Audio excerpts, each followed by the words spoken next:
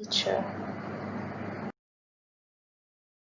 The learning objectives for this lecture are: first learning objective is the teacher is important. The second learning objective is the different phases of a good teacher. Third, understanding basic educational principles.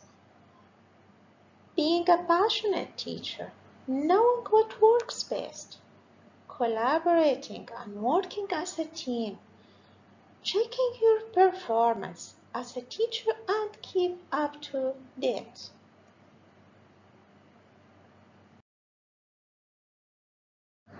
The teacher is very important in the learning process.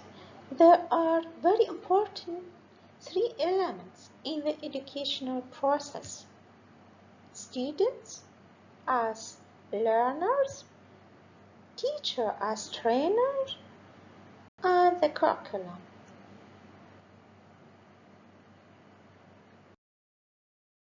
Now, students as learners. Their selection for admission for medical studies is very important, and how they can learn more effectively. Now, what about the teacher as trainer? Teacher is the key element in the creation of the condition in which learning occurs. Now, what about the curriculum? Learning, assessment, different approaches for learning. Development depends on development of the teacher, of course.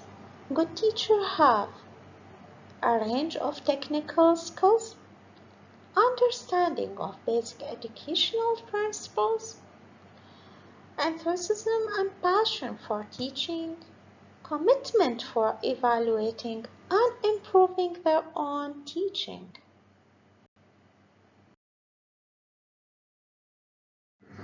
There is a fact that teacher is critical to the success or failure of the education program.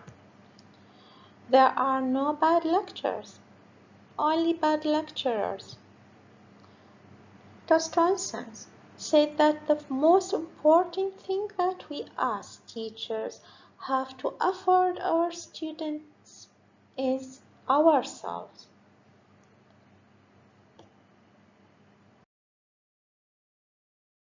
Basis of a good teacher.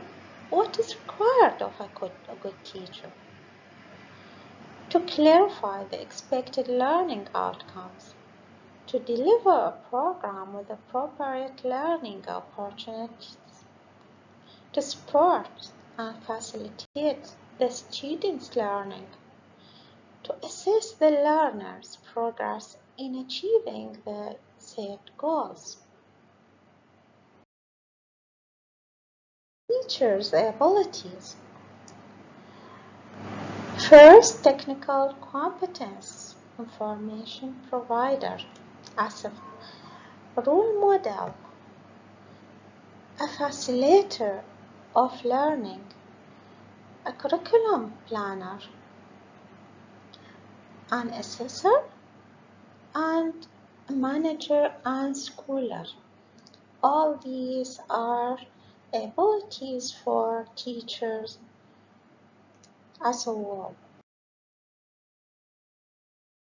Vector teacher, technical competencies plus approach to teaching plus professionalism. Technical competencies: preparing and giving lectures. Second, small group teaching, teaching practical or clinical skills, planning a learning program, developing learning resources, and assessing trainee, evaluating the educational program, and using social media for teaching. First, understanding of principles of education, appropriate attitude, ethical understanding, and legal awareness. Appropriate decision-making skill and evidence-based education. The role of the teacher or trainer within the health service and university. Personal development with regard to teaching. Understanding basic educational principles. A teacher is a professional, not a technician. It's very important to understand some basic principles about learning. A good teacher does not blindly follow a set of the underlying process. Be fair to your students by providing feedback. Give feedback for a student as they progress. Activity. Engage the student in active rather than passive learning. Individualization. Relate the learning of the needs of the individual student according to active, medium, or bad student. Relevance. Make the learning relevant to the students' terms of their career objective.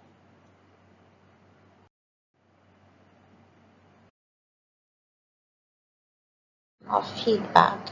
Feedback means information communicated to the learner intended to modify his thinking or behavior or in order to improve learning. Now, what are the functions of feedback? Provide basis for correcting mistakes. Enable the learner to recognize their deficiencies and help to guide them in their further study. Clarifies learning goals, highlights what's expected of the learner. Reinforces good performance motivating effect on the learner. How to perform at feedback. Make feedback part of the institutional culture. Should be timely. It is more effective when learner receive it immediately. Prepare adequately in advance. Ensure that you have all the available evidence with regard to the student's performance before providing them with feedback. Or the learner should understand what is the achievement from the feedback. Give an explanation related to expected learning outcomes. The aim of the feedback is to help the learner reflect on their performance and to understand the gaps in their learning. Now, feedback should be non-evaluative, descriptive, phrase as non-judgmental language as possible, not helpful to tell learners that their performance was poor. Should be part of a two-way collaboration between student and teacher, not only one-way process in which teacher provide learner with comments and advice. It should help learners to plan their further study by giving them specific reading material or organizing further practical or clinical experiences appropriate to their needs. Incorporate peer feedback. encourage learner to provide feedback to themselves. Ask them if they think they have done well and where they think there are problems. Example, following OSCE, students can be given a copy of their marked OSCE checklist, a video of their performance, a video demonstrating the expected performance at the OSCE station. About the activity. To enhance achievement, we need to actively involve the students and trainees in the learning. These include student-centered approaches, problem-based learning, team-based learning.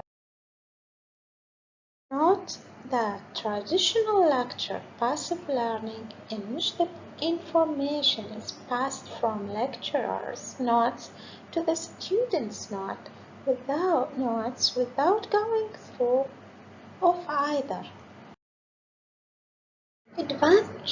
Advantages of activity.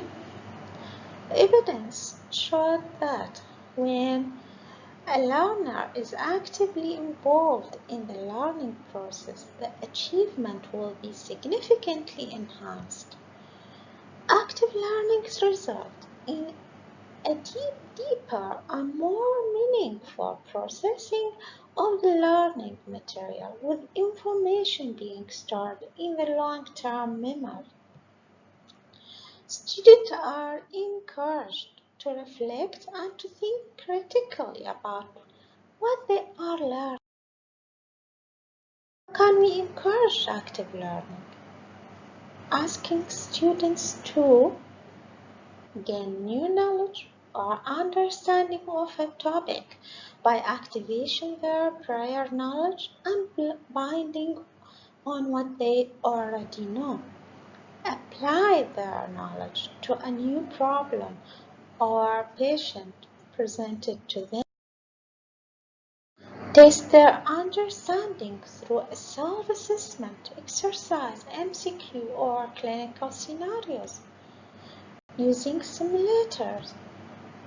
Reflect on their experience to gain a new understanding and appreciation as documented portfolio, for example. Share their knowledge with other students.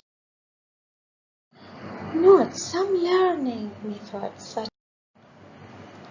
as simulation, portfolio can engage the student actively of transforming learning from passive to active.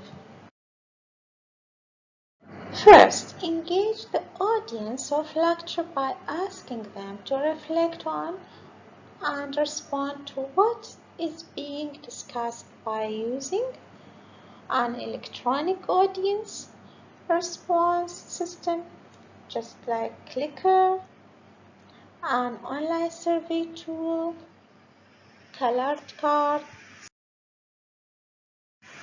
Second, ask the students to answer a problem in discussion with other students next to them. Small group teaching, the guide on the side rather than the sage on the stage.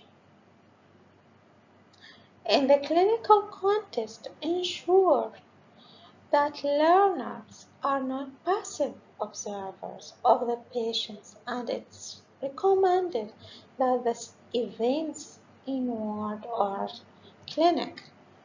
Independent learning resources recommended for use by student print or online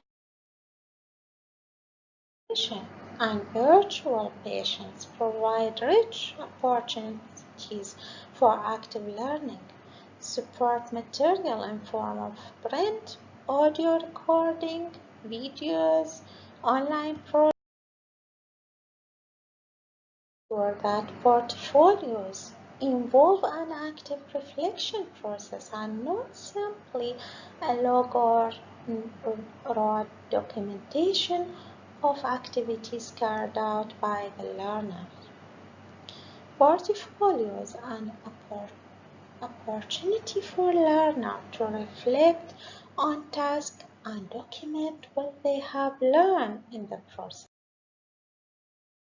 All have different needs and learn in different ways. They are like the raw materials entering a factory, pass through a standard process, emerging as a product with a uniform specification.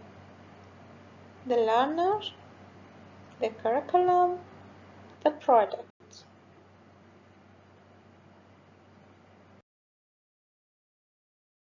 Students have different requirements in terms of motivation, learning goal and career aspiration, learning styles, place and time available for learning.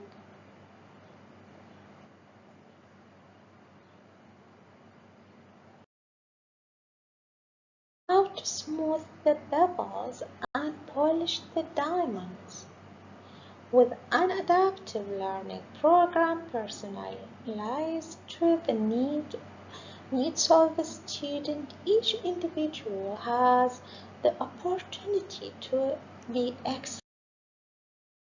Relevance strategies to promote relevance in the teaching and learning include vertically integrated curriculum with clinical experiences, a set of clinical cases or presentation using virtual patients online. Outcome-based education, examination designed to assess student knowledge and skills in clinical practice using simulation. Being a passionate teacher. The good teacher and trainer should have passion for teaching and the ability to motivate the learner. Student surveys have found that the master lecturer not only presents the subject with clarity but also conveys the content with excitement.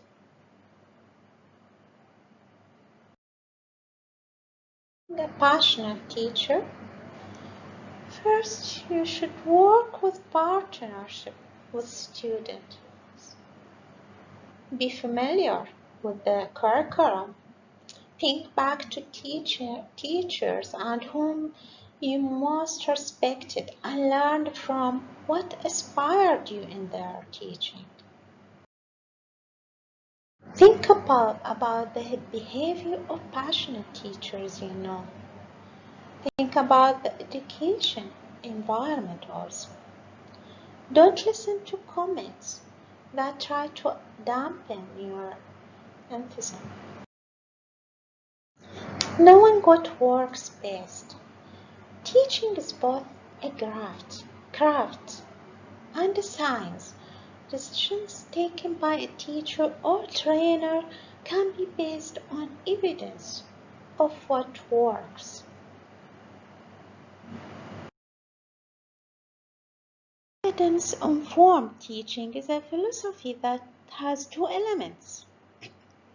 First, it requires that a teacher should not assume that their current practice is optimal and no change is required. Second, the teacher should seek evidence that will inform their decision as to the most effective teaching approaches.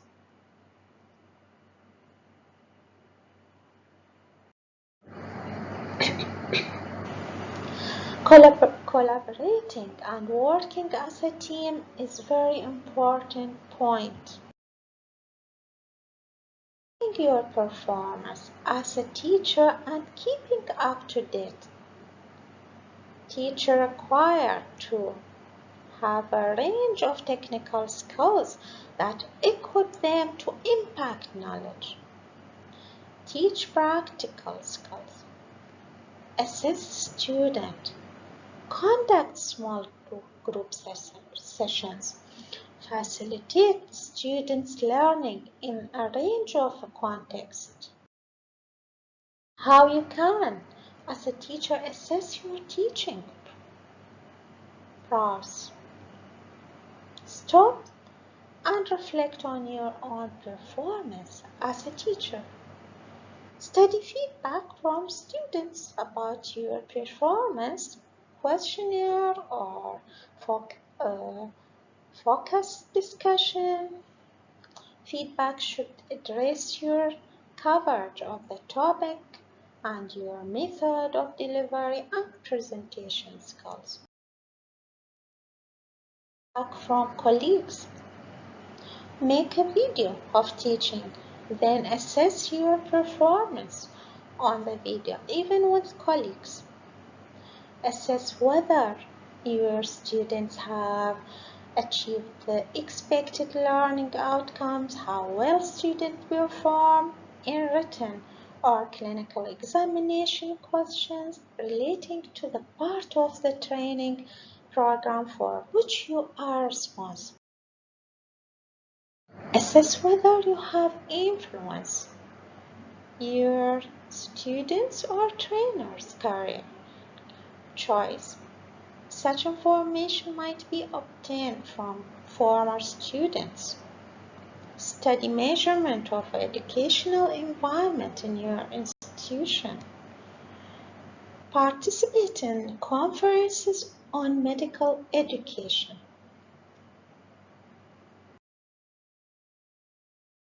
Keeping up to date. Reading textbook, journals, newsletter, online information guides, reports, conferences, meetings, courses on medical education, memberships of professional education associations or communities or practice. You have responsibility through one or more of these approaches to keep your teaching up to date. To know how your students can best learn, to recognize how the learning outcomes can be assessed, and to understand how the educational activities can be organized into a meaningful program. Thank you.